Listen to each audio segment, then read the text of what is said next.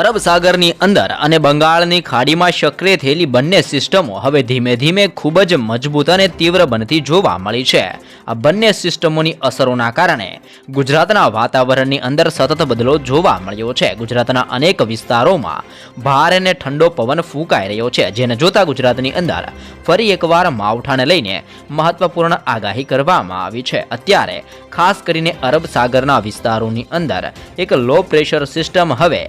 મજબૂત બનીને ડીપ ડિપ્રેશનની અંદર બદલાતી જોવા મળી છે, અને જેના કારણે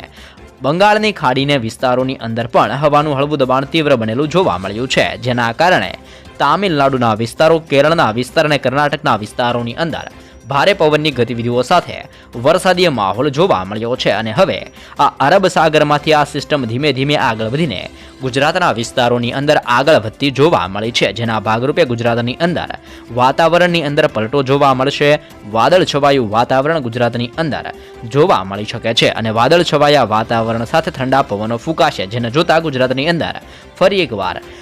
જે ઠંડીનો પ્રમાણ છે જેની અંદર ધીમે ધીમે હવે વધારો જોવા મળી શકે છે। ગુજરાતની અંદર સૌથી વધારે ઠંડી કચ્છની અંદર નળિયાના વિસ્તારોની અંદર જોવા મળી રહી છે, અને હવે 2 થી 3 દિવસની અંદર ફરી એકવાર ગુજરાતની અંદર ઠંડીના પ્રમાણની અંદર નોંધપાત્ર વધારો જોવા મળી શકે છે, જેવી પણ મહત્વપૂર્ણ આગાહી ગુજરાત માટે દર્શાવવામાં આવી રહી છે, જેના કારણે ગુજરાતની અંદર 20 તારીખ, 21 તારીખ, 22 તારીખ, 23 તારીખ અને 24 તારીખ દરમિયાન ગુજરાતની અંદર ફરી એકવાર માવઠાને લઈને મહત્વપૂર્ણ આગાહી કરવામાં આવી છે, જેમાં પણ ગુજરાતની અંદર કચ્છના વિસ્તારો, સૌરાષ્ટ્રના વિસ્તારો, ઉત્તર ગુજરાત, મધ્ય ગુજરાત અને દક્ષિણ ગુજરાતના જિલ્લાઓની અંદર ક્યાંક ધીમો તો ક્યાંક હળવો વરસાદીય માહોલ જોવા મળશે। ગુજરાતની અંદર વાદળ છવાયું વાતાવરણ જોવા મળી શકે છે, અને ગુજરાતના દરિયાકાંઠાના વિસ્તારોની અંદર પવનની ગતિવિધિઓ પણ વધુ પ્રમાણની અંદર તીવ્ર અને મજબૂત બનતી જોવા મળશે, જેના કારણે પવન છે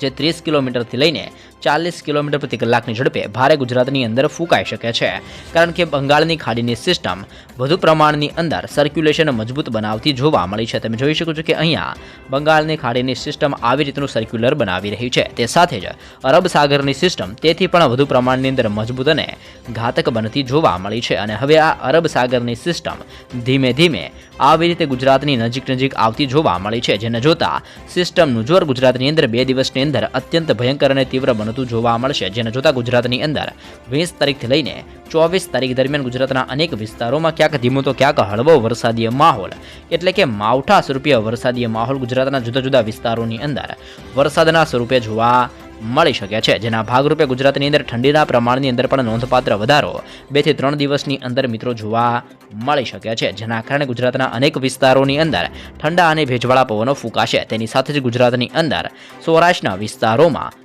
ભાવનગર, અમરેલી, ગીર સોમનાથ, જૂનાગઢ, પોરબંદર, દેવભૂમિ દ્વારકાનો વિસ્તાર, જામનગરનો વિસ્તાર, મોરબી, સુરેન્દ્રનગર, બોટાદ અને રાજકોટની અંદર પણ વાતાવરણની અંદર પલટા સાથે ક્યાંક ધીમો તો ક્યાંક હળવો વરસાદીય માહોલ આ નવી સિસ્ટમોના કારણે જોવા મળી શકે છે। એ સાથે જ કચ્છની અંદર ગાંધીધામ, ખાવડ અને નળિયા વિસ્તારોની અંદર પણ કમોસમી વરસાદને લઈને આગાહી જાહેર કરવામાં આવી રહી છે। તો તે સાથે જ ઉત્તર ગુજરાતના વિસ્તારોની અંદર પણ, જેમાં બનાસકાંઠા, સાબરકાંઠા, અરવલ્લી, પાટણ, મહેસાણા અને ગાંધીનગરની અંદર પણ ધીમી ધારે હળવો વરસાદીય માહોલ આ નવી સિસ્ટમોના કારણે જોવા મળી શકે છે। એ સાથે જ મધ્ય ગુજરાતની અંદર અહેમદાબાદ, આણંદ, વડોદરા, દાહોદ, છોટાઉદેપુર, ખેડા, પંચમહાલ અને મહીસાગરની અંદર પણ હળવા વરસાદને લઈને આગાહી જાહેર કરવામાં આવી રહી છે। દક્ષિણ ગુજરાતના વાતાવરણની અંદર પણ